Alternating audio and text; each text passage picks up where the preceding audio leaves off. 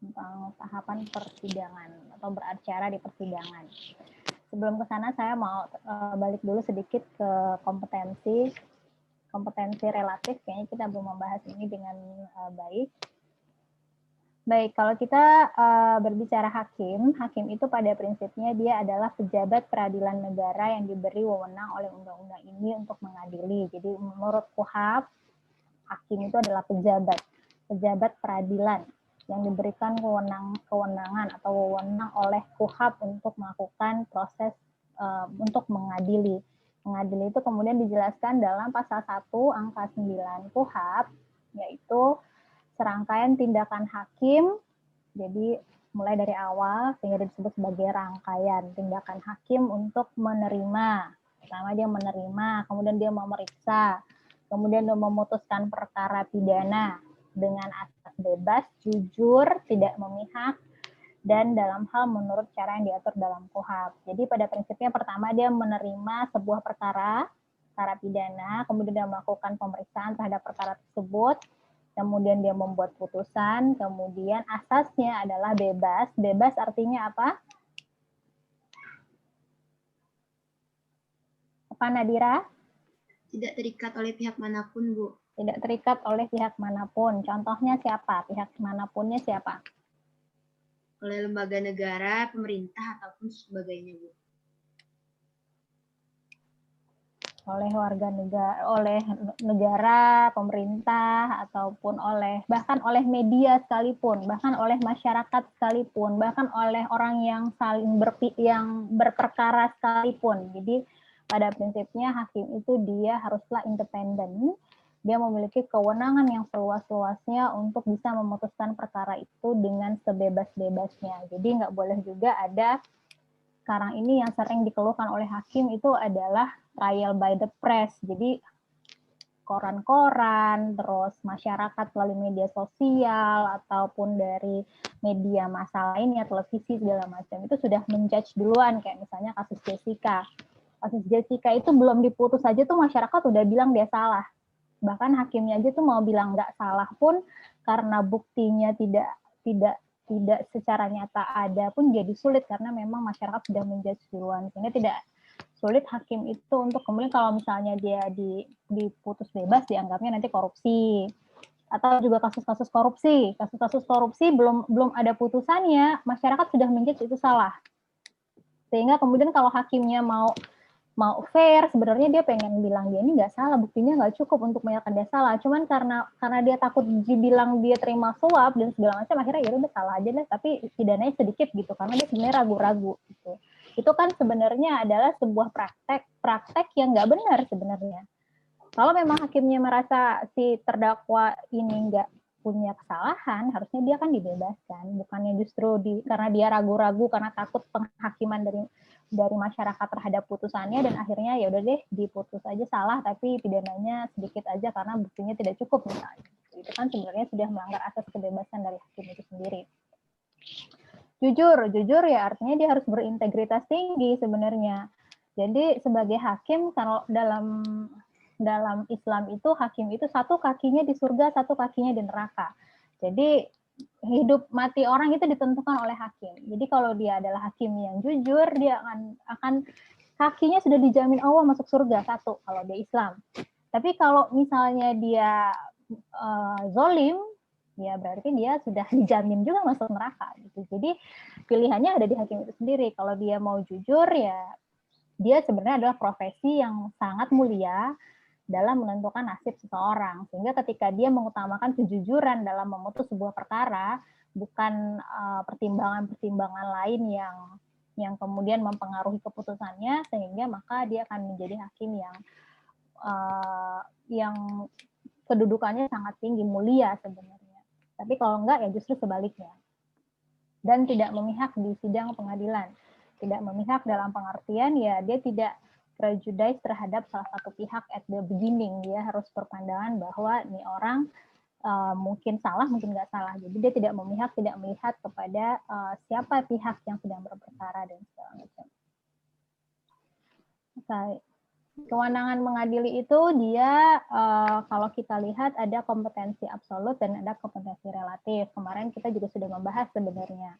Kompetensi absolut itu adalah kewenangan mengadili antara dua pengadilan dalam lingkungan peradilan yang berbeda. Sedangkan kompetensi relatif itu adalah kewenangan mengadili antara dua pengadilan dalam lingkungan peradilan yang sama. Lingkungan peradilan yang berbeda itu ya bermacam-macam. Apa aja jenis pengadilan negeri dalam kompetensi yang berbeda ini apa aja contohnya? Contohnya pengadilan militer misalnya dengan pengadilan umum, pengadilan agama, pengadilan apa lagi misalnya yang ada? Pengadilan tata usaha negara, pengadilan apa lagi? Pengadilan tindak pidana korupsi misalnya, pengadilan niaga misalnya, itu adalah lingkungan peradilan yang berbeda-beda. Nah, sekarang kita mau lihat tentang kompetensi relatif dari pengadilan negeri. Saya mau minta Anda baca pasal 84, pasal 85, dan pasal 86 KUHP. Saya mau minta tolong sama Afifah. Afifah bisa dengar saya? KUHP-nya ada di sampingnya? Ya, Bu. Dengar, Bu. Bisa tolong dibaca KUHP pasal 84, 85, dan 86? Ya, Bu. Nah,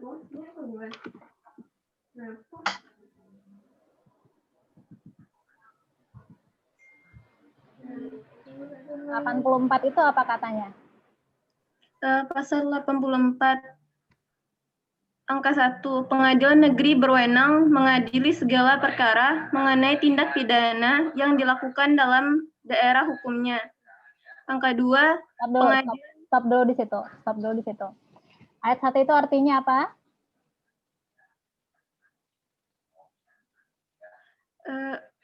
Suatu pengadilan negeri itu hanya berhak mengadili suatu tindak pidana yang berada dalam satu daerah. Yang dilakukan dalam daerah hukumnya. Biasanya kan gitu. Artinya apa?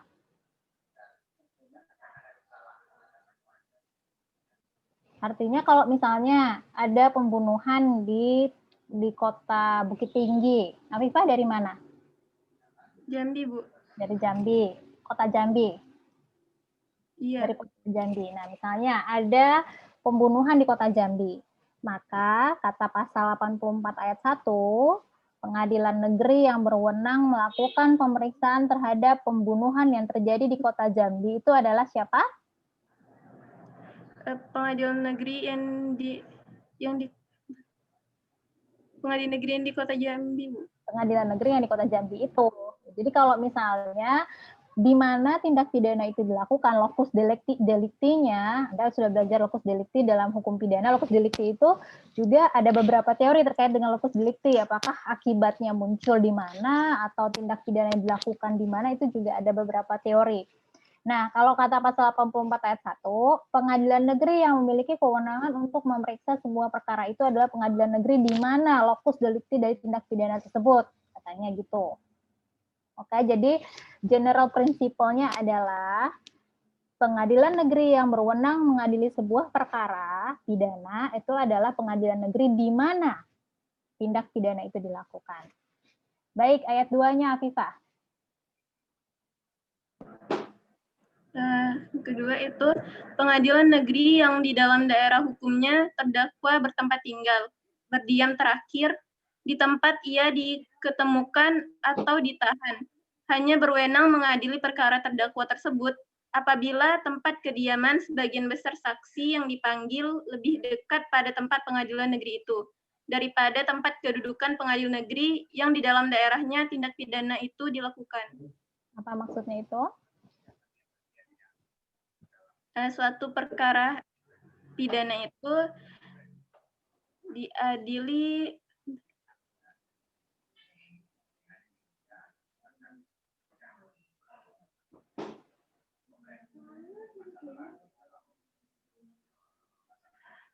di tempat yang lebih dekat pada adanya sebagian besar saksi yang terkait dengan tindak pidana tersebut. Contoh. Apa ya?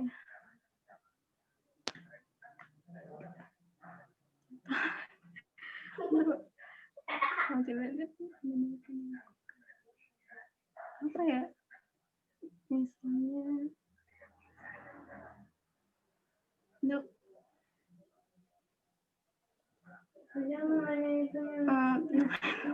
nggak tahu. Coba kalimat pertama dulu ini. Pengadilan negeri yang di dalam daerah hukumnya terdakwa bertempat tinggal, berdiam terakhir di tempat ia diketemukan atau ditahan. Ini maksudnya apa nih? Pelaku dari tindak pidana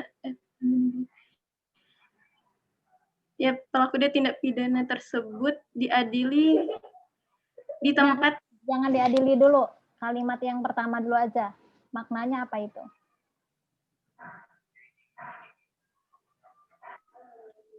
Pengadilan negeri yang berwenang mengadili terdakwa tersebut itu pengadilan di tempat terdakwa itu bertempat tinggal, berdiam terakhir, atau ia ditemukan ataupun ditahan. Kalau bertempat tinggal kan berarti dia berdomisili di situ, berarti KTP-nya di situ, rumahnya di situ. Kalau misalnya si pelaku tindak pidana ini yang sudah menjadi terdakwa, yang sudah didakwa oleh si jaksa ini tinggal di daerah situ, not necessarily tindak pidananya dilakukan di daerah tempat dia tinggal, pengadilan negerinya bisa tuh memiliki kompetensi untuk memeriksa perkara tersebut katanya. Atau berdiam terakhir artinya apa? Terakhir kali ia tinggal, tempat terakhir yang ia singgah kayak gitu nggak, Bu? Berdiam itu lebih kayak berdomisili, tapi mungkin KTP-nya bukan daerah situ, mungkin dia nyewa daerah situ, tapi intinya dia bermukim di situ beberapa saat, dan terakhir kali di daerah itu dia bermukimnya, berarti dia sekarang ini domisilinya di situ. Meskipun dia mungkin KTP-nya bukan KTP situ, misalnya Afifah adalah mahasiswa Fakultas Hukum. KTP-nya KTP Jambi kan? Iya, Bu. Ya, tapi kemudian domisili terakhirnya adalah di Padang misalnya. Itu tetap Pengadilan Negeri Padang memiliki kewenangan kalau Afifah melakukan tindak pidana. Jangan sampai ya Afifah ya. Contoh doang. Di tempat ia diketemukan, artinya apa? Di tempat ia melakukan tindak pidana. Enggak, kalau di tempat dia melakukan tindak pidana itu masuknya ke yang pertama itu.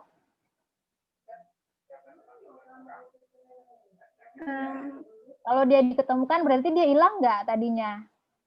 Iya, Bu. Hilang kemana dia? Mutiara yang hilang. Hilang kemana dia? Gitu ya, Bu? Hah? Melarikan diri ya itu. Ya, melarikan diri, terus misalnya ketemunya di rumah temennya di daerah Padang, misalnya tadinya dia melakukan tindak pidana di Bukit Tinggi, terus dia kabur, dia ketemunya di Padang. Itu Padang juga punya kompetensi untuk melakukan pemeriksaan terhadap perkara tersebut. Atau ditahan oleh polisi, misalnya dia ditahan, ya diketemukan terus ditahan, atau memang dia ditahan di situ. Jadi kalimat yang pertama ini bilang pengadilan negeri di mana si pelaku tindak pidana itu tinggal berdomisili, artinya KTP-nya memang daerah situ, atau dia berdomisili terakhir di suatu wilayah, atau si terdakwa ini dia ditangkapnya di daerah itu, maka pengadilan negeri itu punya kewenangan untuk melakukan pemeriksaan terhadap perkara tersebut. Terus tapi kata kalimat selanjutnya, anak kalimat berikutnya apa? Hanya berwenang mengadili perkara terdakwa tersebut apabila tempat kediaman sebagian besar saksi yang dipanggil lebih dekat pada tempat pengadilan negeri itu daripada tempat kedudukan pengadilan negeri yang di dalamnya yang di dalam daerahnya tindak pidana itu dilakukan. Artinya apa?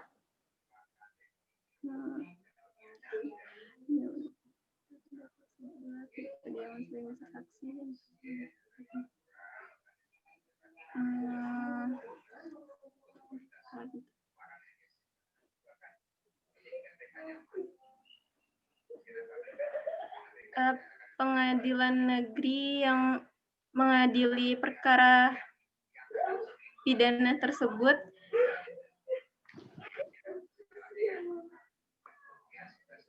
yaitu pengadilan yang Tempatnya itu dekat tempatnya itu berada di kediaman sebagian besar saksi yang dipanggil. Maksudnya apa? Baru 2 ayat doang. Saya mau tadi jelasin 4 ayat nih tadi. Tapi saya udah kasihan. Apa maksudnya ini yang ayat 2? Hanya berwenang mengadili perkara terdakwa tersebut. Jadi kan tadi kita bilang tuh, pengadilan negeri di mana Khafifah ber-KTP, pengadilan negeri di mana Khafifah terakhir bermukim, pengadilan negeri di mana Khafifah ditemukan, pengadilan negeri di mana Khafifah ditahan ketika setelah ditemukan, memiliki kewenangan untuk melakukan pemeriksaan terhadap suatu perkara pidana yang Khafifah lakukan, hanya apabila syaratnya di sini nih disebutin. Hanya apabila katanya kediaman sebagian besar saksi yang dipanggil lebih dekat pada tempat pengadilan negeri itu daripada tempat kedudukan pengadilan negeri yang di dalam daerahnya tindak pidana itu dilakukan. Tadi kan general principle-nya adalah pengadilan negeri ini di ayat 1 kan ini tadi apa prinsip umumnya adalah pengadilan negeri yang memiliki kewenangan untuk melakukan pemeriksaan suatu perkara itu adalah pengadilan negeri di mana tindak pidana itu dilakukan. Itu kan general principle-nya itu. Prinsip dasarnya itu. Namun bisa juga tuh pengadilan negeri di mana si ini tadi si terdakwa tinggal atau dia bermukim terakhir atau di mana dia ditemukan atau ditahan.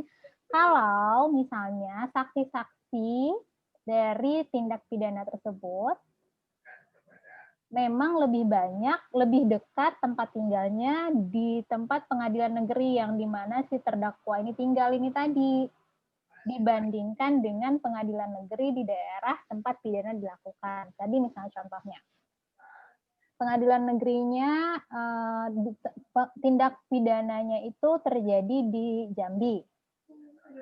Enggak. Khafifah orang mana tadi? Orang Jambi ya. Kamu udah yang ngasih contoh kan? Contohnya. Jadi tindak pidananya terjadi di Padang deh misalnya. Yang terjadi di Padang. Terus Khafifah kan di Jambi.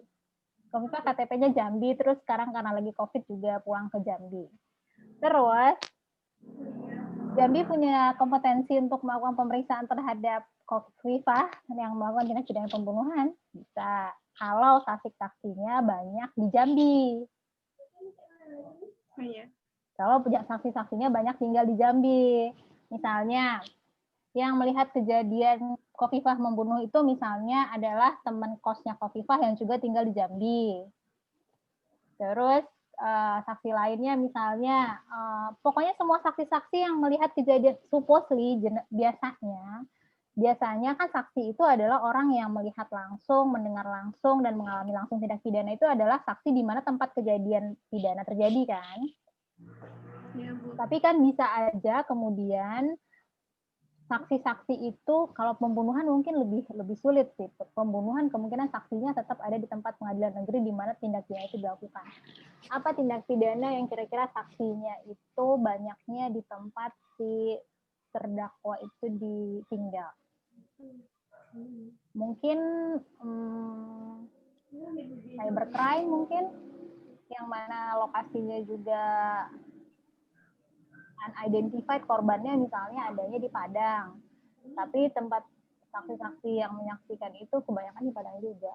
Ya pokoknya gitulah, saksi-saksinya itu ada di tempat di mana, dan jadi gini, tindak pidananya bisa di mana aja, tapi si terdakwanya, saksi-saksinya, dan orang-orang yang akan dihadirkan ke persidangan itu adanya di wilayah di mana si terdakwa itu tinggal, atau itu tadi tinggal atau bermukim terakhir atau ditangkap terakhir itu tadi.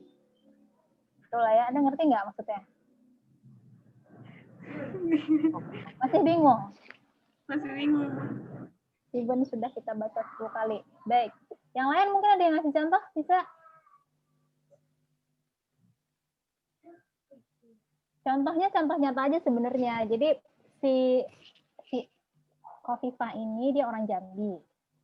Dia melakukan tindak pidana bukan di Jambi. Tindak pidananya misalnya Apa tindak pidana yang bisa dia lakukan tapi saksinya banyak di tempat dia tinggal? Apa kira-kira? Penipuan online mungkin, Bu. Penipuan online. Dia nelpon korbannya lagi di kosannya mungkin, Bu. Terus didengar sama teman-teman sekosnya, Bu. Atau yang lebih gampangnya kosannya semuanya anak Jambi misalnya, Bu. Terus Afifah mencuri maaf ya, mencuri di kamar kos temannya, tapi di kos itu kebanyakan anak Jambi misalnya, gitu ya, Bu? Ya, bisa jadi. Dan korbannya juga anak Jambi gitu ya. Iya, terus misalnya tetangga kamarnya sekitar 2 atau 3 kamar anak Jambi juga. Jadi kan sebagian besar saksinya. Ya, kira-kira gitu. Jadi kalau sepanjang saksi dari tindak pidana tersebut memang ada di wilayah Jambi, di wilayah di mana si terdakwa itu tinggal, walaupun tindak pidana itu dilakukan bukan di daerah wilayah hukumnya si terdakwa tinggal, bisa aja pengadilan negeri itu memiliki kewenangan untuk melakukan pemeriksaan terhadap perkara tersebut. Gitu. Bisa dipahami nggak? Ya, bisa, Bu.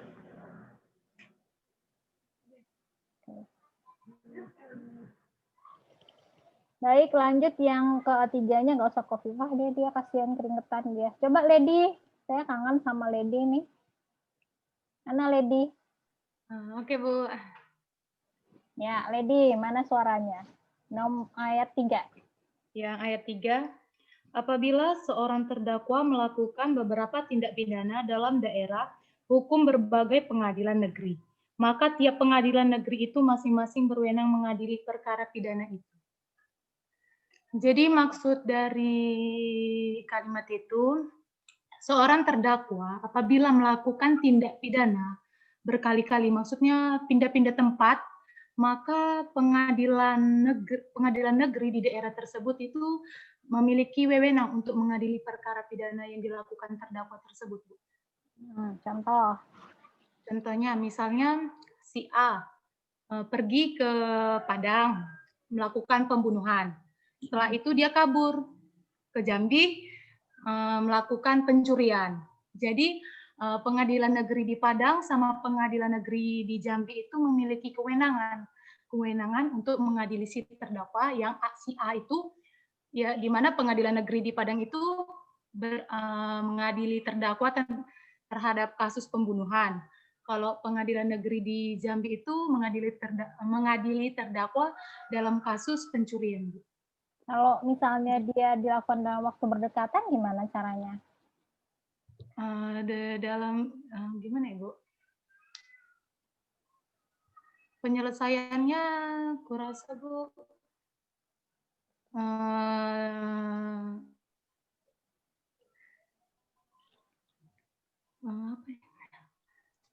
kejahatan yang pertama kali dilakukan ya, Bu, atau kejahatan yang benar-benar fatal yang dilakukan ya, Bu, maka pengadilan itu. Kalau kita belajar dalam pembuatan surat dakwaan, kira-kira surat dakwaannya 1 atau ada 2, terus proses pengadilannya itu berjalan bersamaan atau digabung? Kalau menurut Kofifah. Menurut Lady. Mungkin mereka berjalan bersamaan, Bu. Jadi tindak pidananya itu dilakukan sekali 2, Bu. Berarti surat dakwaannya terpisah gitu. Kalau surat dakwaannya terpisah. Kalau surat dakwaannya nggak terpisah, bisa nggak?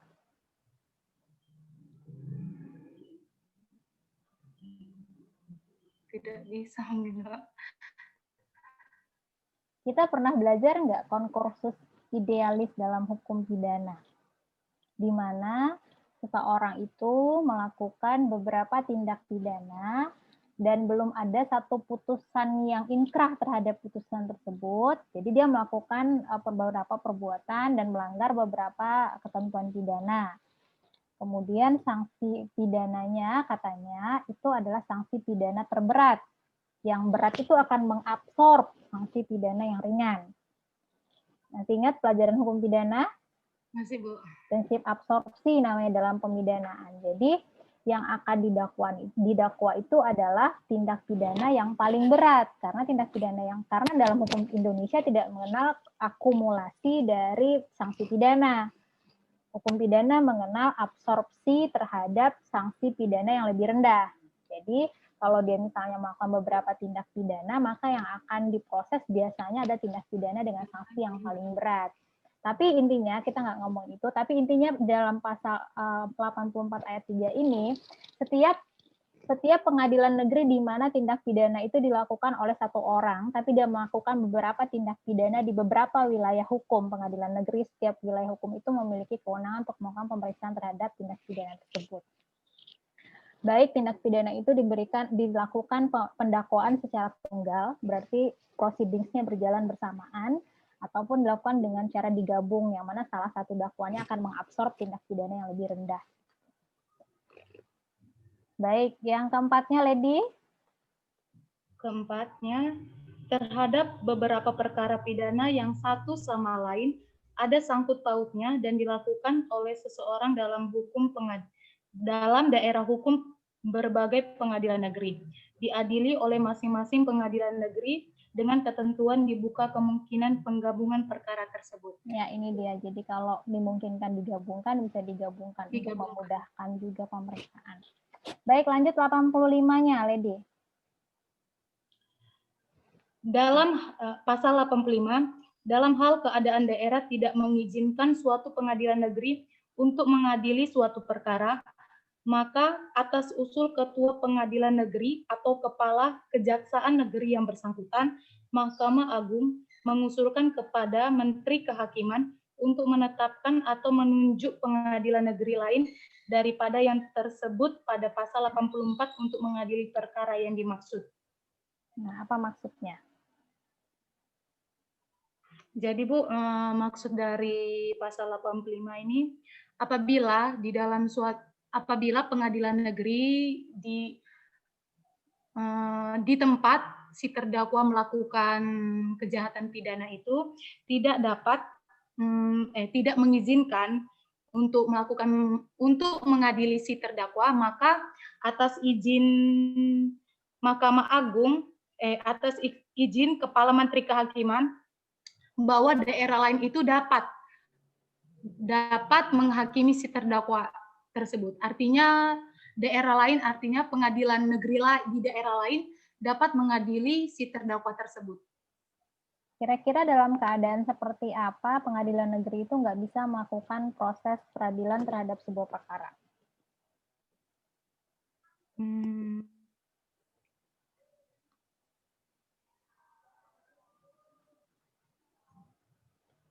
Mungkin Bu. Mungkin karena di sana lagi ada huru-hara, mungkin lagi ada demo besar-besaran menolak Omnibus Law misalnya, terus nggak bisa melakukan persidangan, bisa nggak? Mungkin entah terjadi bencana gitu Bu.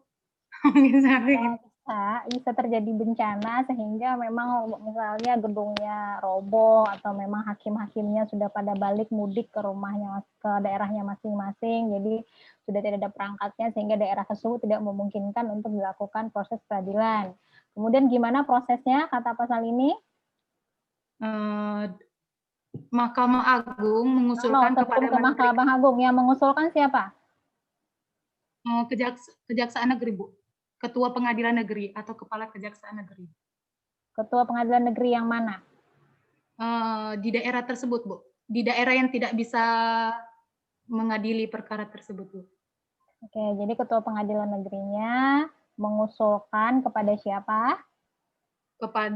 Mengusulkan kepada Mahkamah Agung, Menteri Kehakiman, Bu. Untuk menetapkan atau menunjukkan pengadilan negeri lain.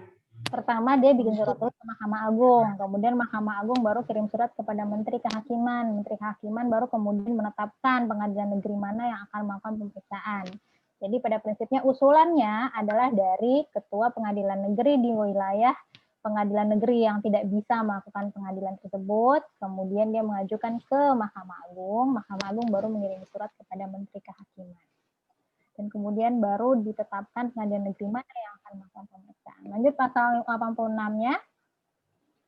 Pasal 86, apabila seseorang melakukan tindak pidana di luar negeri yang dapat diadili menurut hukum Republik Indonesia, maka Pengadilan Negeri Jakarta Pusat yang berwenang mengadilinya.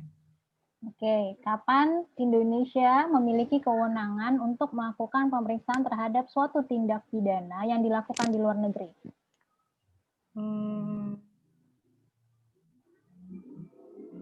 Mungkin kasus misalnya TKW, Bu. TKW yang bekerja di luar negeri melakukan kejahatan. Berarti warga negara Indonesia melakukan tindak pidana di luar negeri. Itu asas apa namanya? Dalam hukum pidana? Asas nasionalitas. Pasif. Aktif atau pasif? Nasionalitas itu kan kewarganegaraan nasionalnya. Aktif atau pasif itu berarti kalau dia orang Indonesia melakukan tindak pidana di luar negeri. Yang mengadili adalah wilayah Indonesia, berarti aktif dong. Asas nasionalitas aktif. Kemudian kapan lagi Republik Indonesia, kapan lagi wilayah hukum Indonesia itu bisa memiliki kompetensi kalau tindak pidana itu dilakukan di luar negeri?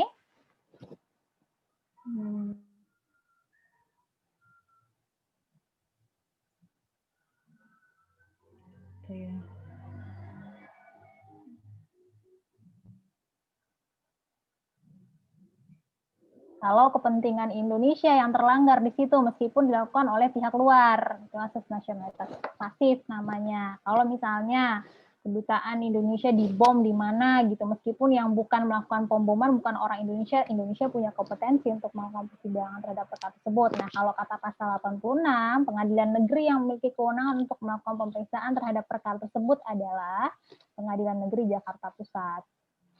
Makanya kalau tindak pidana yang pelakunya itu di luar negeri itu menjadi kewenangan dari Pengadilan Negeri Jakarta Pusat. Oke. Nah, jadi itu dia kalau terkait dengan kompetensi relatif dari suatu pengadilan negeri. Kompetensi relatif berarti antara pengadilan negeri yang satu dengan pengadilan negeri yang lainnya. Pengadilan Negeri Bukit Tinggi dengan Pengadilan Negeri Padang. Pengadilan Negeri Bukit Tinggi dengan Pengadilan Negeri Padang dengan Pengadilan Negeri Jambi. Itu sama-sama pengadilan negeri.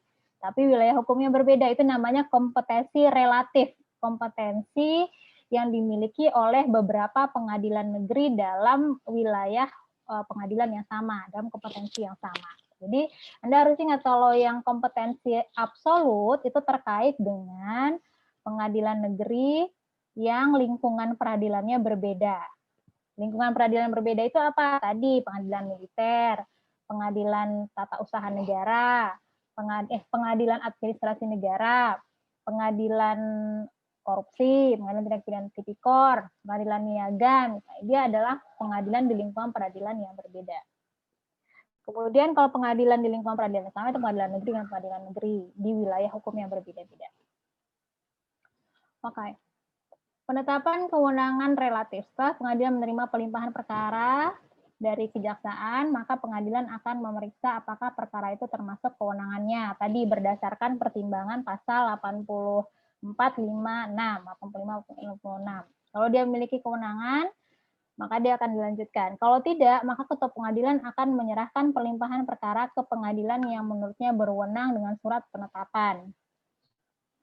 Jadi kalau dia merasa dia tidak memiliki kewenangan, maka prosesnya adalah dia akan membuat penetapan dan melimpahkan perkaranya itu ke pengadilan yang berwenang memeriksa perkara tersebut. Surat pelimpahan itu diserahkan kembali ke Kejaksaan Negeri yang bersangkutan. Kemudian Kejaksaan Negeri yang bersangkutan menyerahkan ke Kejaksaan Negeri tempat pengadilan negeri yang disebutkan dan turunan disampaikan ke terdakwa dalam sebuah penetapan melalui penetapan hakim tersebut. Nah, jadi pada prinsipnya kalau dia pengadilan itu kan menerima pelimpahan perkara dari kejaksaan. ketika dia menerima pelimpahan perkara, dia akan melihat dulu dia punya kewenangan atau enggak. Kalau dia tidak punya kewenangan, dia akan mengembalikan berkas itu kepada kejaksaan dengan menyatakan, oh kami nggak punya kewenangan nih, yang punya kewenangan ini pengadilan negeri Jambi. Kemudian si jaksa yang di pengadilan negeri Padang, dia akan menyerahkan berkas perkara itu ke pengadilan negeri Jambi, dan kemudian pengadilan jaksa di daerah wilayah hukum Jambi itulah yang akan melakukan pendakwaan terhadap perkara tersebut di pengadilan negeri Jambi. Oke, lanjut. Apa ini? Penetapan kewenangan relatif pasal 148, 149 KUHP. Coba tolong dibacain Nadira. 148, 149 KUHP.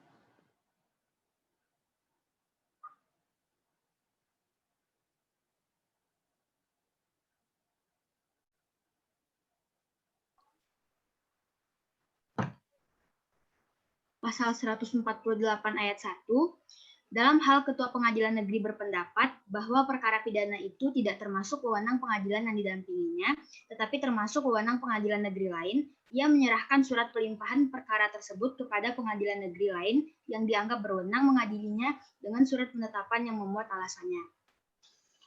Lanjut.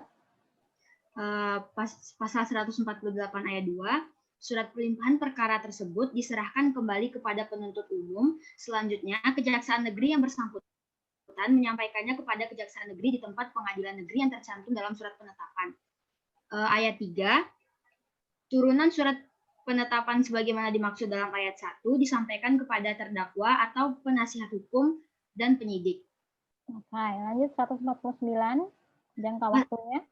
Pasal 149 ayat 1, dalam hal penuntut umum berkeberatan terhadap surat penetapan pengadilan negeri sebagaimana dimaksud dalam pasal 148, maka A. Ia mengajukan perlawanan kepada pengadilan tinggi yang bersangkutan dalam waktu 7 hari setelah penetapan tersebut diterima.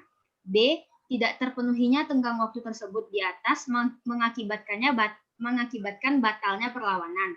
C. Perlawanan tersebut disampaikan kepada Ketua Pengadilan Negeri sebagaimana dimaksud dalam pasal 148 dan hal itu dicatat dalam buku daftar panitera.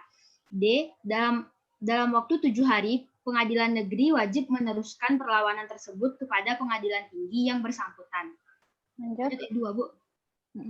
Ayat 2, Pengadilan Tinggi dalam waktu paling lama 14 hari setelah menerima perlawanan tersebut dapat menguatkan atau menolak perlawanan itu dengan surat penetapan.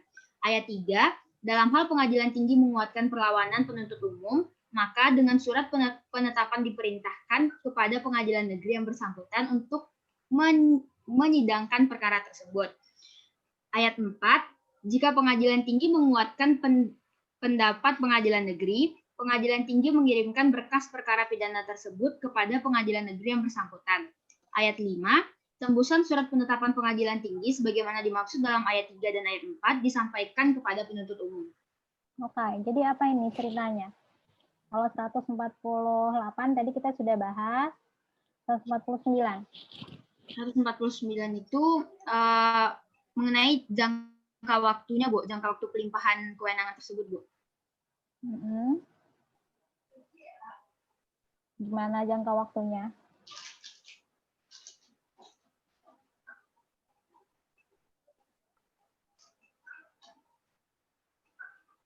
Yang itu, Bu, yang mengajukan perlawanannya 7 hari dan yang mengajukannya siapa? Yang bersangkutan, Bu. Yang ini dong, Neng. Dalam hal penuntut umum. Penuntut umum siapa? Jaksa. Jaksa yang mana? Penuntut umum. Jaksa yang penuntut umum. Ya iya, itu kamu bolak-balik aja itu. Maksudnya jaksa di pengadilan negeri yang mana? Yang diserahkan itu, Bu, yang menyerahkan berkas perkara tadi itu, Bu, yang di awal, Bu. Ini cerita kita tadi deh, Afifah tadi. Afifah kan dia melakukan tindak pidananya di Padang. Ya. Ya, tapi dia berdomisili di Jambi. Tapi terus seluruh saksi-saksinya ada di Jambi. Ya. Nah, terus berkas perkaranya ini ceritanya pengadilan jaksa di Pengadilan Negeri Padang sudah menyerahkan ke Pengadilan Negeri Padang. Terus apa yang terjadi? Si jaksa di Pengadilan Negeri Padang ini menyerahkan berkas tersebut ke Pengadilan Jambi dalam waktu 7 hari, Bu. Enggak dong. Coba 148 dulu deh. Mulai dari awal ceritanya, pasal 148.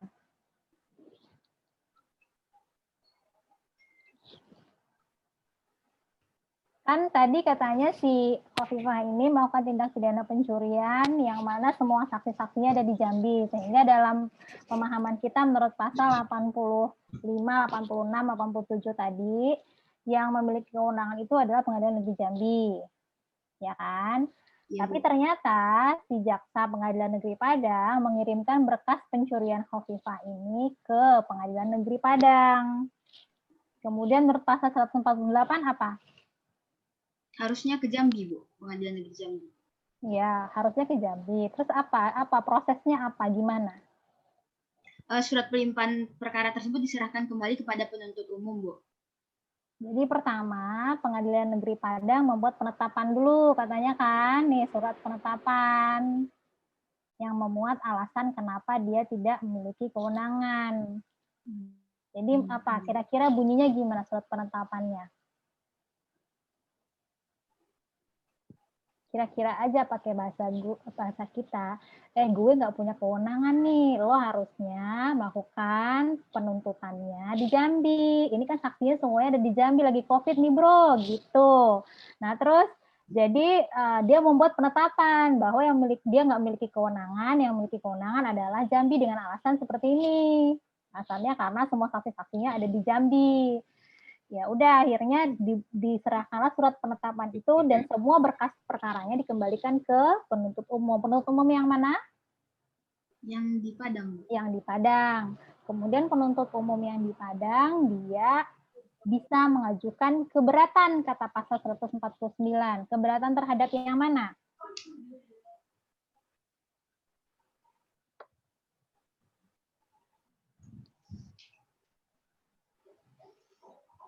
Menurut pasal 149 ini keberatan terhadap yang mana? Terhadap surat penetapan dari 148 tadi, Bu. Jadi kalau dari kasus kita terkait dengan apa?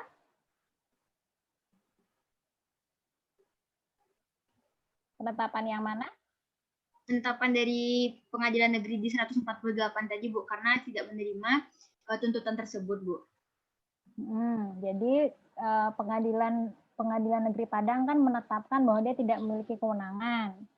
Kemudian jaksa penuntut umum dalam perkara ini berarti penuntut umum di wilayah hukum Padang kan, yang sudah membuat surat dakwaannya tadi. Kemudian dia bisa mengajukan keberatan terhadap penetapan Pengadilan Negeri Padang tadi yang menyatakan diri dia tidak memiliki kewenangan. Pengajuannya adalah 7 hari setelah penetapan itu dikeluarkan. Kemana dikeluarkannya? Kemana diajukannya? Perlawanannya? Pengadilan Negeri Padang, Bu. Ya enggak dong. Coba lihat lagi pasalnya yang dibaca tadi.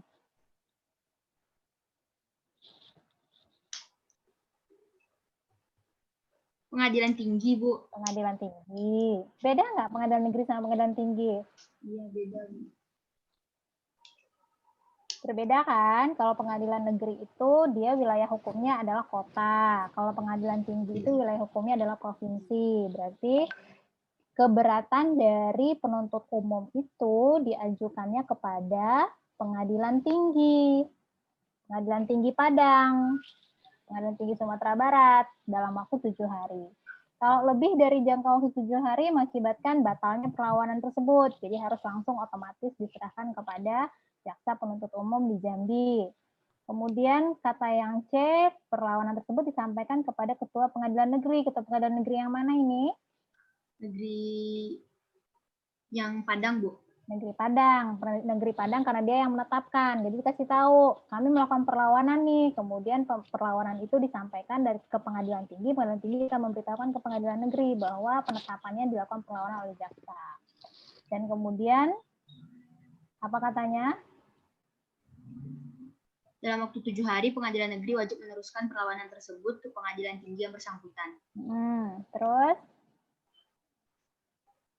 Pengadilan tinggi dalam waktu paling lama 14 hari setelah menerima perlawanan tersebut dapat menguatkan atau menolak perlawanan itu dengan surat penetapan. Jadi setelah dia melihat perlawanan dari jaksa di Padang, Pengadilan Tinggi Sumatera Barat melakukan pemeriksaan, dia bisa menyatakan, menguatkan berarti apa? Menerima perlawanan, Bu. Menguatkan penetapan berarti apa? Di ayat 4 nih. Menguatkan pendapat menjadi Pengadilan Negeri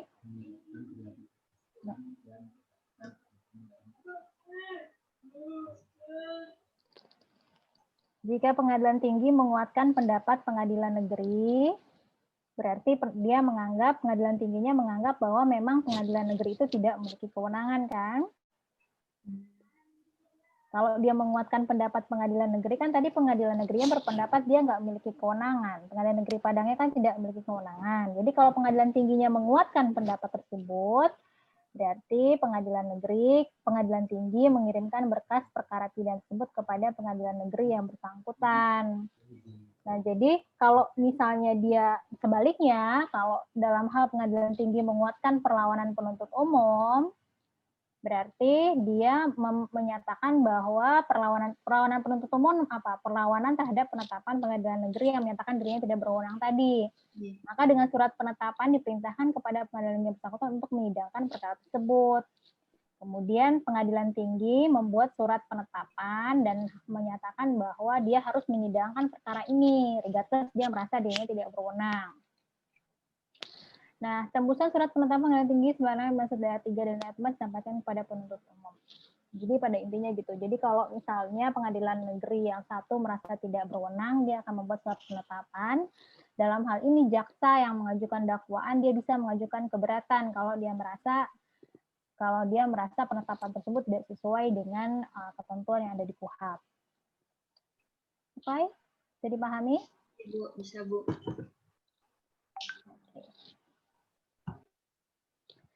Nah, kapan terjadinya sengketa pengadilan? Itu sengketa kewenangan mengadili. Maka kalau terjadi sengketa di dua pengadilan negeri dalam wilayah hukum yang tadi, yang kita bahas tadi, itu terjadi tuh sengketa. Kalau kita lihat pasal 151. Ini 150 dulu deh. 150 coba Asadel. Pasal 150, sengketa tentang wewenang mengadili terjadi. Pertama, A, jika dua pengadilan atau lebih menyatakan dirinya berwenang mengadili atas perkara yang sama. Dan B, jika dua pengadilan atau lebih menyatakan dirinya tidak berwenang mengadili perkara yang sama.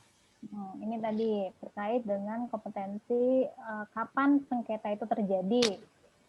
Kalau sama-sama merasa berwenang, itu terjadi sengketa. Kalau sama-sama merasa nggak berwenang, itu juga terjadi sengketa. Terus pasal 151-nya? Pasal 151 ayat 1, Pengadilan Tinggi memutus sengketa wewenang mengadili antara dua pengadilan negeri atau lebih yang berkedudukan dalam daerah hukumnya. Ayat 2-nya, Mahkamah Agung memutus... Dulu, yang ayat 1-nya dulu deh. Ayat 1-nya maksudnya apa tuh, Asadel? Ayat 1 ini Pengadilan Tinggi yang memutuskan sengketa kewenangannya, Bu, antara yang pengadilan negeri yang bersengketa. Jadi kalau misalnya Pengadilan Negeri Bukit Tinggi sama Pengadilan Negeri Padang sama-sama merasa berwenang untuk melakukan pemeriksaan terhadap perkara pembunuhan A terhadap si B. Yang satu misalnya terjadinya di Bukit Tinggi, yang satu merasa berwenang karena saksi-saksi dan pelakunya banyak di kotanya. Jadi dua-duanya merasa berwenang. Kemudian terjadilah sengketa antara dua wilayah ini. Sehingga yang akan melakukan melerai perkara sengketa tersebut adalah pengadilan yang lebih tinggi, yaitu Pengadilan Tinggi. Pengadilan Tinggi Sumatera Barat. Karena dia ada di wilayah hukum Pengadilan Tinggi Sumatera Barat. Lanjut yang ayat 2-nya. Ayat 2 dari pasal 151 yaitu Mahkamah Agung memutus pada tingkat pertama dan terakhir semua sengketa tentang wewenang mengadili A antara pengadilan dari satu lingkungan peradilan dengan peradilan dari lingkungan peradilan yang lain. Pengadilan dari lingkungan peradilan yang lain. B antara dua pengadilan negeri yang berkedudukan dalam daerah hukum pengadilan tinggi yang berlainan. C. Antara dua pengadilan tinggi atau lebih. Yang pertama, kapan Mahkamah Agung itu memiliki kewenangan untuk memutus perkara? Maksudnya apa nih? Perkara memutus pada tingkat pertama dan terakhir semua sengketa tentang wewenang mengadili. Maksudnya apa? Jadi Mahkamah Agung yang bakal memutuskan di tingkat pertama dan terakhir. Jadi satu-satunya akan memutuskan itu Mahkamah Agung. Jika ada sengketa tentang wewenang mengadili antara pengadilan di satu lingkungan peradilan dengan peradilan di lingkungan peradilan yang lain, mungkin berbeda peradilan, Bu. Contoh? Mungkin pengadilan militer dengan pengadilan negeri gitu, atau pengadilan tinggi yang berbeda karena berbeda peradilan. Peradilan dalam lingkungan yang berbeda itu tadi, misalnya pengadilan militer dengan peradilan negeri, maka yang akan memutus siapa yang memiliki kewenangan itu adalah Mahkamah Agung. The only institution yang punya kewenangan pertama dan terakhir. Jadi upaya hukumnya nggak ada.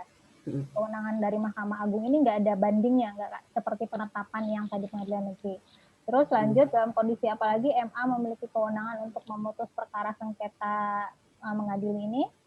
Yang kedua itu dua pengadilan negeri yang berkedudukan dalam daerah hukum pengadilan tinggi yang berlainan.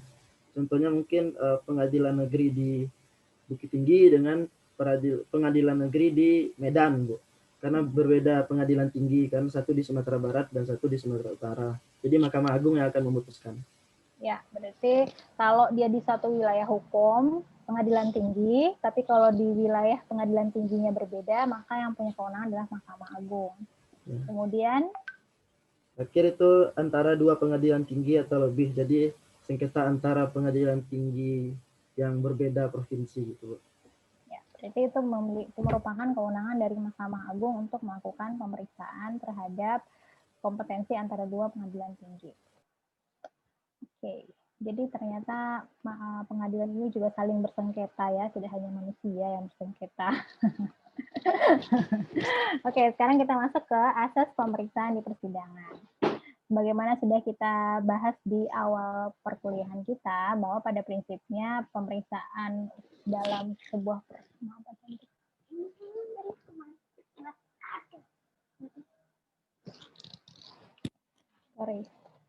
pada prinsipnya dia terbuka untuk umum. Jadi pada prinsipnya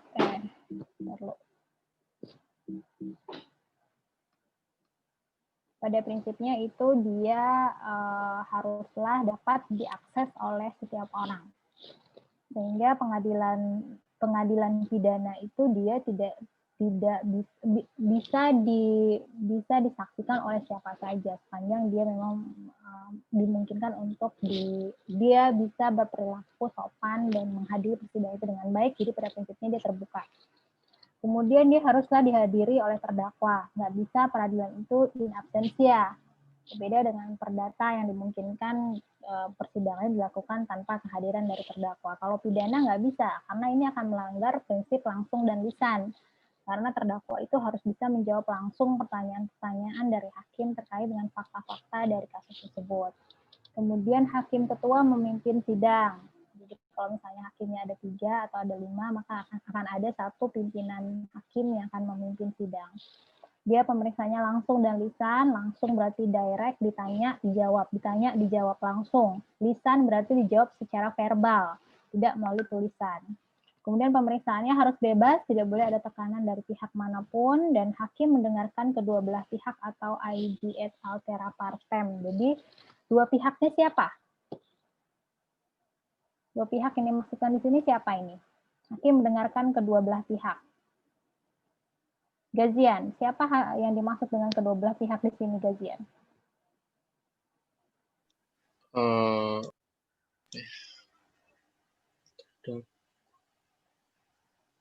Yang berperkara di persidangan itu siapa sih?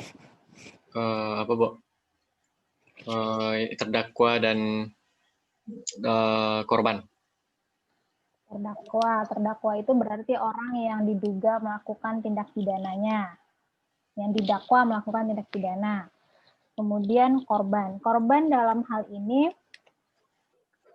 diwakili oleh siapa sih kalau di pengadilan? bisa kuasa hukumnya, Bu. No, bukan dalam pengertian itu. Jadi kalau dalam hukum pidana yang mendakwa siapa? Jaksa. Jaksa itu dia mendakwa si pelaku tindak pidana yang sebenarnya dia itu mewakili negara. Negara itu mengambil alih kewenangan dari si korban untuk menuntut si pelaku tindak pidana. Jadi bukan si korban melakukan penuntutan langsung di persidangan, tapi kemudian negara mengambil alih hak untuk menuntut tersebut yang kemudian diwakili oleh jaksa penuntut umum. Sehingga kedua belah pihak yang dimaksudkan di sini adalah jaksa penuntut umum yang mendakwakan bahwa si A telah melakukan tindak pidana. Kalau mendakwakan itu kan berarti dia yang membuat statement bahwa si A telah melakukan pembunuhan dengan bukti-bukti seperti ini yang mulia. Pada jam sekian dia ketahuan memasuki kamar kos si B, dan kemudian setelah dia masuk laptopnya hilang dan segala macam. Jadi kemudian yang mendakwakan, yang menyatakan statement terhadap apa yang dia dakwakan itu adalah jaksa. Sehingga kemudian yang berperkara di sini kedua belah pihak yang dimaksudkan di sini itu adalah jaksa dan juga si terdakwa. Sehingga jaksa akan menyatakan saya mendakwa dia dengan begini-begini, dia melakukan ini. Kemudian si hakim akan tanya, benar nggak terdakwa? Terdakwa bisa diwakili oleh si kuasa hukumnya. Tapi intinya harus hadir di situ dan kemudian dia harus bisa menjawab secara langsung terhadap apa yang diajukan oleh si jaksa penuntut umumnya. Nah, jadi pihak-pihak yang hadir pada persidangan itu majelis hakim di sini yang mulia ini. Nanti kalau Anda jadi hakim, Anda akan terbiasa dengan panggilan yang mulia.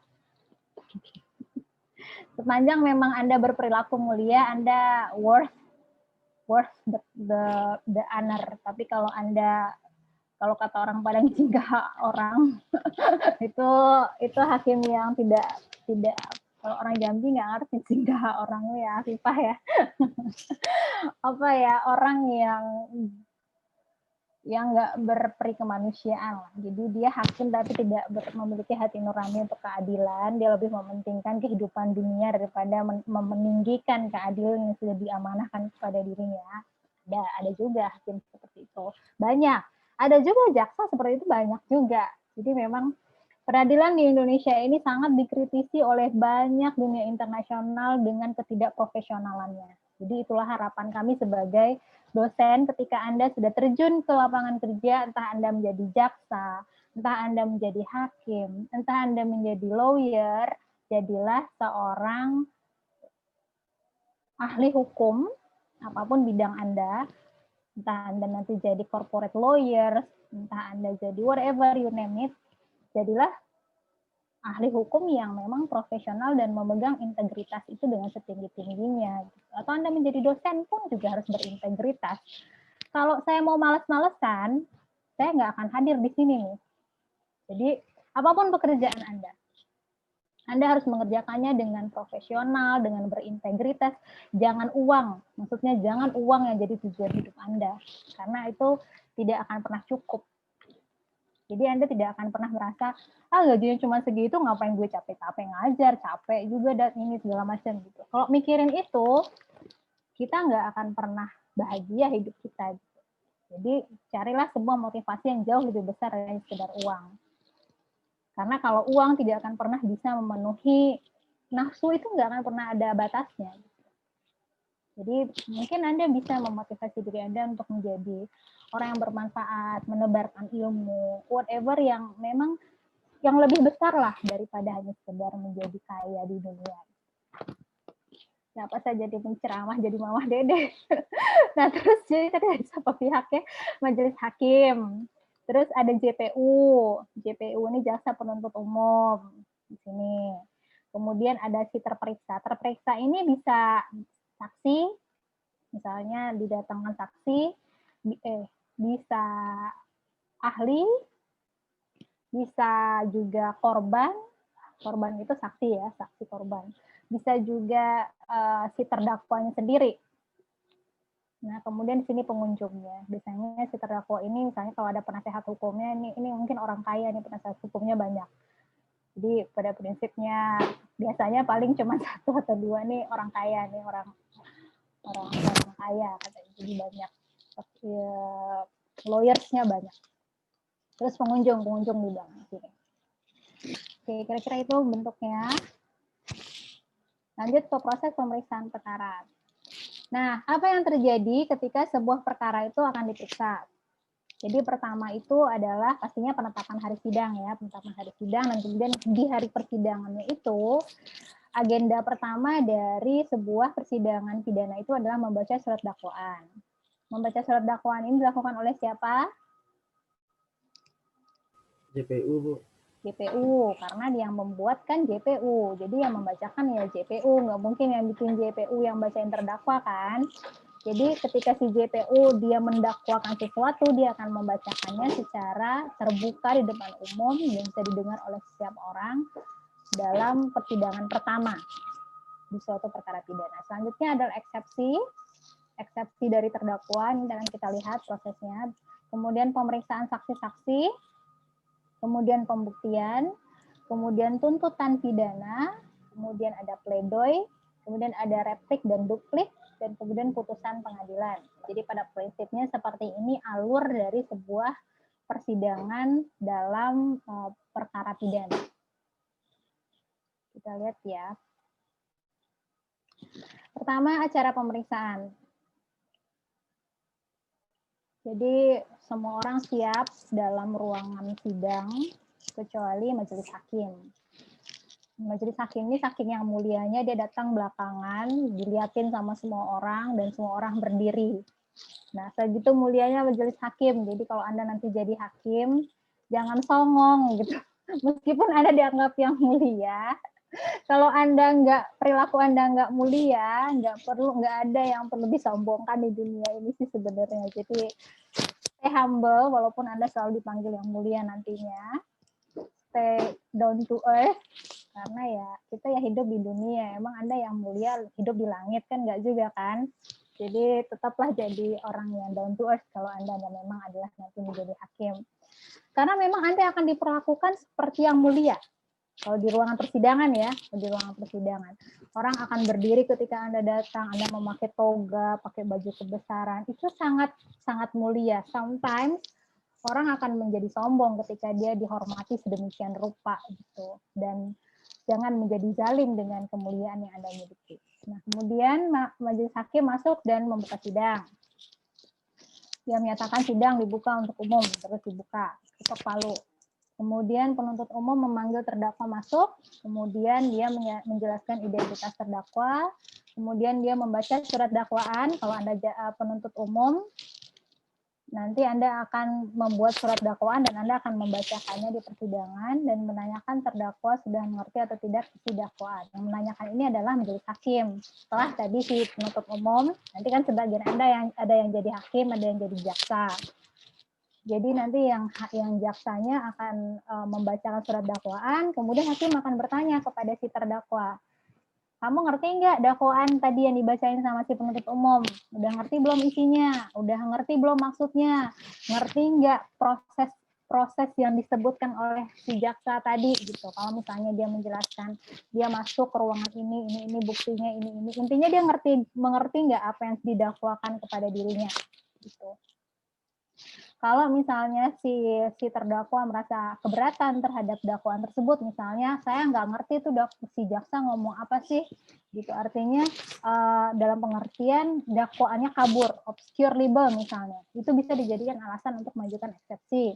Atau misalnya terkait dengan dakwaannya itu nggak jelas, syarat-syarat materialnya tidak terpenuhi, misalnya tidak ada dakwaan dan segala macam. Jadi itu bisa dijadikan sebagai alasan untuk mengajukan eksepsi dalam sebuah persidangan. Selanjutnya eksepsi. Dalam pasal 156 ayat 1, tolong dibacain Herlin. Pasal 156. Ya, Bu. Pasal Apa katanya? 156. Pasal 100.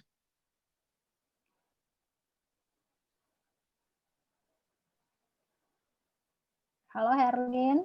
Dalam hal terdakwa atau Herlin putus-putus suaranya. Coba sama yang lain dulu aja ya. Renaldi, ada Renaldi? Ada, Bu. Coba dibaca pasal 156. Pasal 156 ayat 1. Dalam hal terdakwa atau penasihat hukum mengajukan keberatan bahwa pengadilan tidak berwenang mengadili perkaranya, atau dakwaan tidak dapat diterima, atau surat dakwaan harus dibatalkan. Maka setelah diberi kesempatan kepada penuntut umum untuk menyatakan pendapatnya, hakim mempertimbangkan keberatan tersebut untuk selanjutnya mengambil keputusan. Lanjut dulu baca. Ayat 2. Ayat 2, jika hakim menyatakan keberatan tersebut diterima, maka perkara itu tidak diperiksa lebih lanjut. Sebaiknya dalam hal tidak diterima atau hakim berpendapat hal tersebut baru dapat diputus setelah selesai pemeriksaan, maka sidang dilakukan. Dalam ayat 3, dalam hal penuntut umum berkeberatan terhadap keputusan tersebut, maka ia dapat mengajukan perlawanan kepada pengadilan tinggi melalui pengadilan negeri yang bersangkutan. Dalam ayat 4, dalam hal perlawanan yang diajukan oleh terdakwa atau penasihat hukumnya diterima oleh pengadilan tinggi, maka dalam waktu 14 hari, pengadilan tinggi dengan surat penetapannya membatalkan putusan pengadilan negeri dan memerintahkan pengadilan negeri yang berwenang untuk memeriksa perkara itu. Dalam ayat 5, bagian A, dalam hal perlawanan diajukan bersama-sama dengan permintaan banding oleh terdakwa atau penasihat hukumnya kepada pengadilan tinggi. Maka dalam waktu 14 hari sejak ia menerima perkara dan membenarkan perlawanan terdakwa, pengadilan tinggi dengan keputusan membatalkan keputusan pengadilan negeri yang bersangkutan dan menunjukkan pengadilan negeri yang berwenang. Dan bagian B, pengadilan tinggi menyampaikan salinan keputusan tersebut kepada pengadilan negeri yang berwenang dan kepada pengadilan negeri yang semula mengadili perkara yang bersangkutan dengan disertai berkas perkara untuk diteruskan kepada kejaksaan negeri yang telah melimpahkan perkara itu. Dalam ayat 6, apabila pengadilan yang berwenang sebagaimana dimaksud dalam ayat 5 berkedudukan di daerah hukum pengadilan tinggi yang lain, maka kejaksaan negeri mengirimkan perkara tersebut kepada kejaksaan negeri dalam daerah hukum pengadilan negeri yang berwenang di tempat itu. Dalam ayat 7, hakim ketua sidang karena jabatannya walau tidak ada perlawanan, setelah mendengar pendapat penuntut umum dan terdakwa dengan surat penetapan yang memuat alasannya dapat menyatakan pengadilan tidak berwenang. Oke, yang ayat satunya dulu. Ayat satunya maksudnya apa? Bentar, Bu.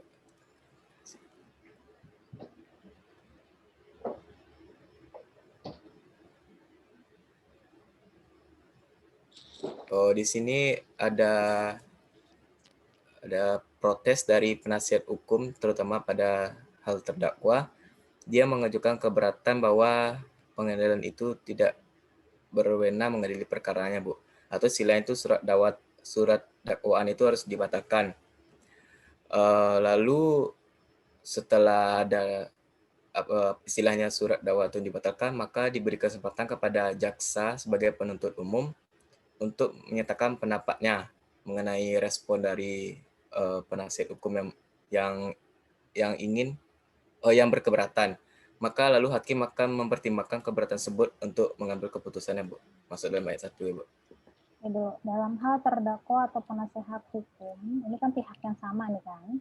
Iya, Bu. Terdakwa atau penasehat hukum. Ini kan berarti dia adalah bagian dari si terdakwa sebenarnya.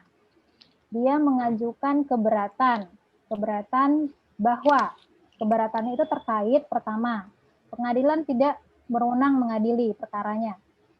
Jadi yang tadi kita bahas, kompetensi relatif tadi, baik pengadilan negerinya itu dia harusnya pengadilan negeri di Jambi, dia merasa kenapa saya disidangkan di sini, kan harusnya saya nggak disidangkan di sini, pengadilan ini nggak punya kewenangan nih, gitu. Jadi dia keberatannya bisa dia sampaikan terkait dengan bahwa pengadilan tempat perkara ini disidangkan tidak punya kewenangan. Itu pertama yang dia nyatakan sebagai keberatannya.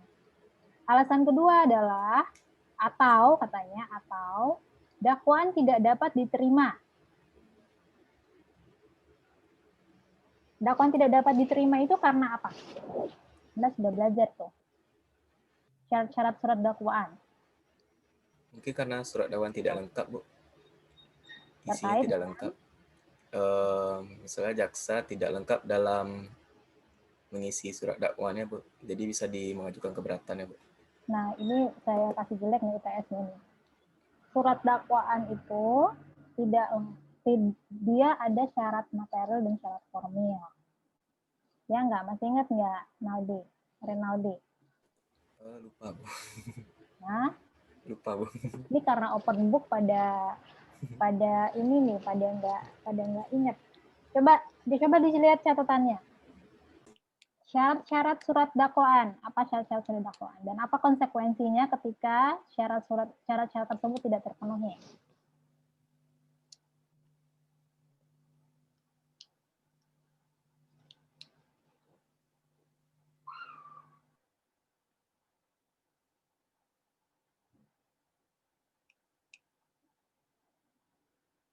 Apaan Aldi? Udah ketemu?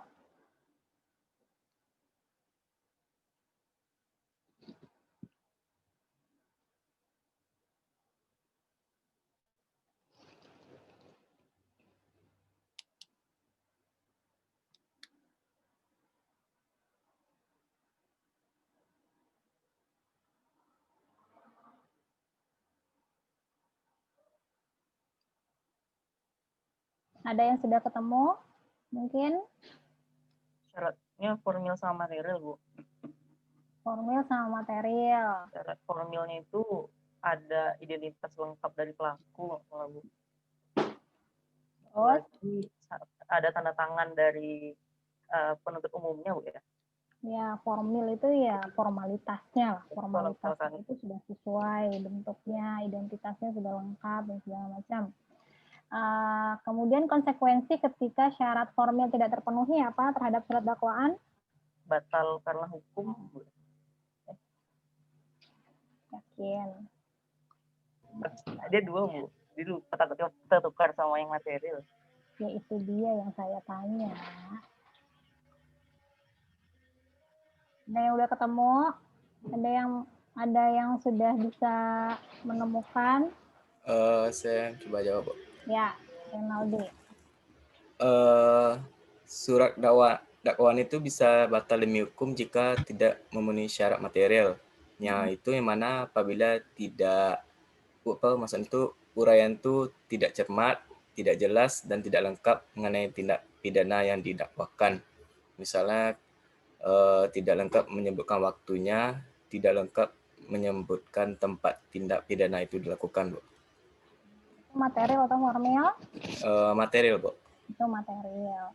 Kalau syarat material itu terkait dengan materi dari tindak pidananya, lokus deliktinya, tempus deliktinya, kejadiannya, itu materialnya, inti deliknya lah, inti delik yang dia langgar apa, proses kejadian perkaranya seperti apa, itu materi. Berarti kalau misalnya itu nggak jelas, berarti dia melanggar syarat material. Kalau syarat material tidak jelas, maka akibatnya adalah surat dakwaan itu batal demi hukum.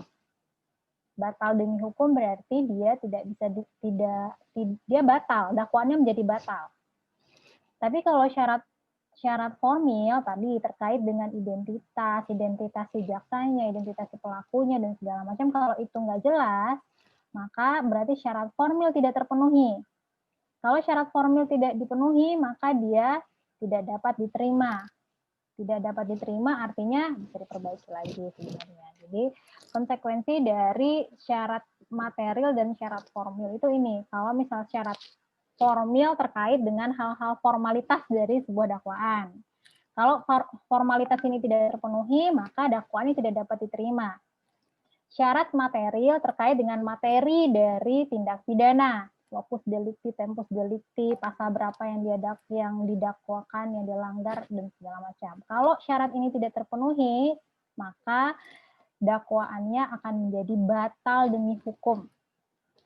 Oke, nah jadi itu tadi sebagai salah satu syarat-syarat kenapa si terdakwa atau penasehat hukum itu mengajukan keberatan terhadap surat dakwaan. Surat dakwaan yang sudah dibacakan oleh si penuntut umum. Pertama terkait dengan kewenangan mengadili dari pengadilan negeri tersebut. Kedua, kalau misalnya surat dakwaan tidak dapat diterima, berarti ini syarat formil tidak terpenuhi. Yang ketiga, karena surat dakwaan harus dibatalkan. Surat dakwaan harus dibatalkan berarti syarat material tidak terpenuhi. Jadi ada 3 kemungkinan kenapa si terdakwa atau penasehat hukumnya mengajukan keberatan terhadap surat dakwaan yang dibacakan oleh jaksa penuntut umum. Biasanya, jadi tergantung nih, kalau Anda jadi lawyer, Anda akan mencari-cari tuh. Mencari-cari alasan kenapa pengadilan itu tidak berwenang. Jadi tergantung standing position Anda. Yang kedua, Anda akan mencari apa kelemahan dari surat dakwaan tersebut. Entah identitasnya yang nggak clear, atau identitas atau proses formilnya tidak berjalan sebagaimana seharusnya, maka itu akan dijadikan dasar untuk Anda mengajukan keberatan. Atau surat dakwaannya itu dianggap harus dibatalkan karena syarat materialnya tidak terpenuhi. Itu kalau Anda dari sisi penasehat hukum dari si terdakwa. Nah, kemudian selanjutnya apa, Renaldi, kalimat selanjutnya? Maka setelah diberi kesempatan kepada penuntut umum untuk menyatakan pendapatnya. Artinya apa itu? Setelah penasihat hukum mengajukan keberatan, lalu diberikan kesempatan pada penuntut umum untuk menyatakan pendapatnya. Terkait dengan pengajuan keberatannya, Bu, misalnya kayak pengadilan tidak bisa berwenang, dakwaan yang tidak dapat diterima, atau surat dakwaan harus dibatalkan. Istilahnya kayak membantah itu, Bu. Ya, membantah keberatan dari terdakwa tadi. Nah, kemudian baru hakim mempertimbangkan. Jadi dia mendengarkan bantahan dari penuntut umum, dia mendengarkan jawaban dari dia mendengar bantahan dari terdakwa, dan kemudian dia mendengar jawaban dari si penuntut umum, kemudian dia baru memutuskan, dia membuat keputusan. Lanjut, yang ayat 2-nya. Jika hakim menyatakan keberatan tersebut diterima, jadi maksudnya jika hakim menerima pendapat dari penasihat hukum tersebut, maka perkara itu tidak diperiksa lebih lanjut. Jadi sebaiknya dalam hal itu tidak terima, atau maksudnya hakim berpendapat hal tersebut baru dapat diputus setelah selesai pemeriksaan, maka sidang dilakukan. Ayo.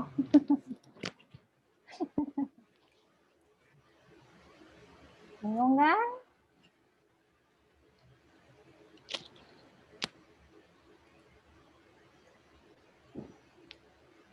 Apa maksudnya?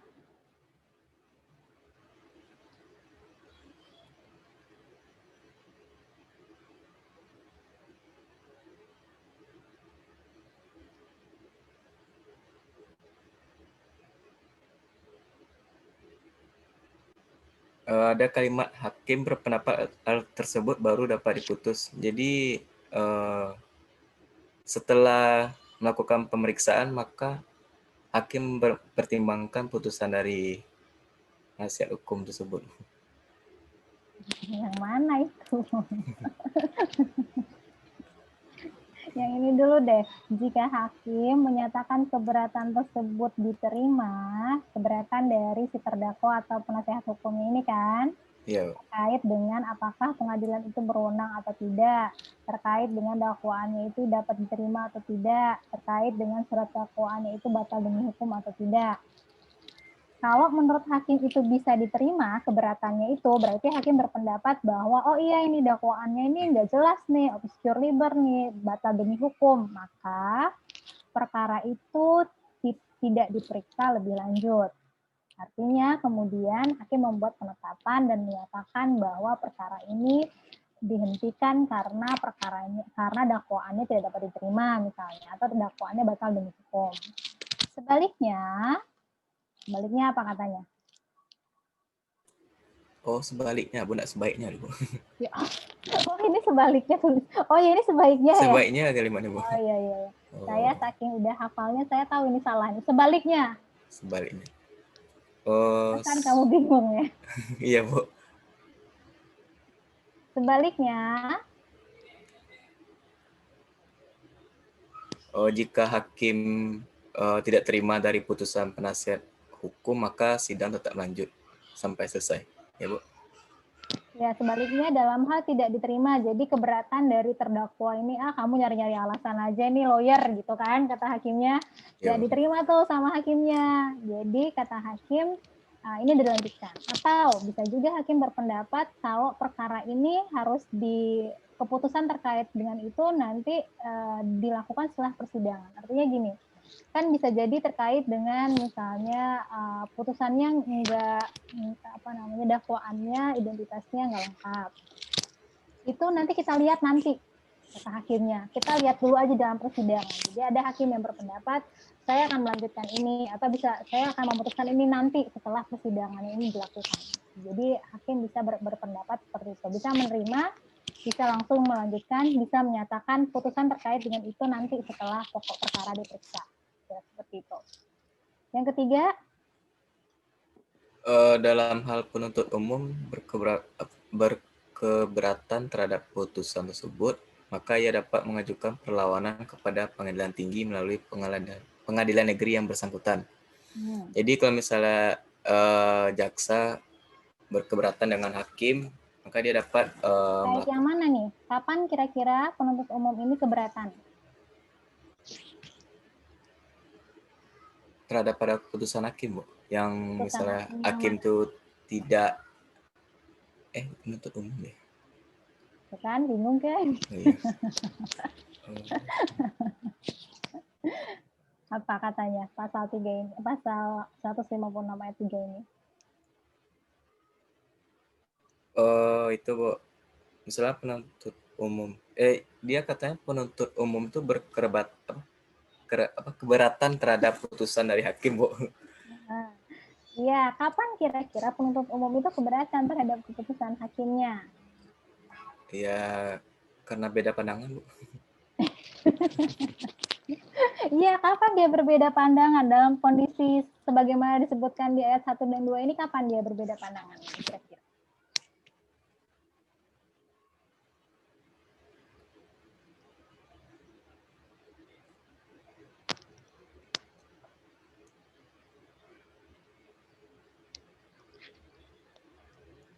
Oh, itu, Bu, kan awalnya penasihat hukum ini keberatan kepada kepada siapa ya? Pokoknya pertama penasihat hukum keberatan dulu, Bu. Ya. Lalu penuntut umum tuh keberatan juga.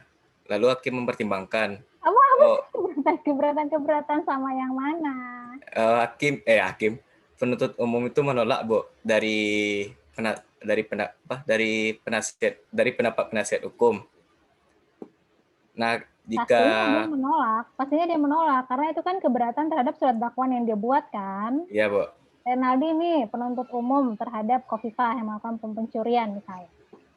Pastinya ketika lawyernya Khofifah bilang atau si Khofifahnya bilang gini, surat dakwaan dibikin Renaldi nih gak jelas gitu misalnya ya dalam bahasa kitanya.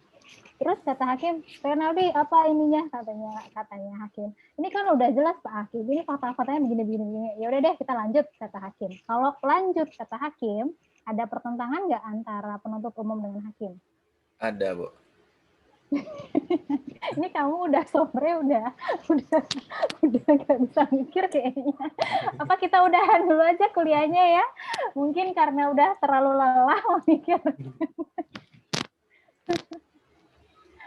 Ya wes, ini kita lanjutkan minggu depan aja karena sepertinya Anda sudah lelah dan tidak bisa lagi berpikir secara jernih daripada kita nanti emosi ya. Terima kasih, Bu. Baik. Untuk sementara kita sudahi dulu perkuliahan kita sampai di terkait dengan tadi terkait dengan keberatan dari penuntut dari lawyer atau penasehat hukum. Izin berbicara, Bu.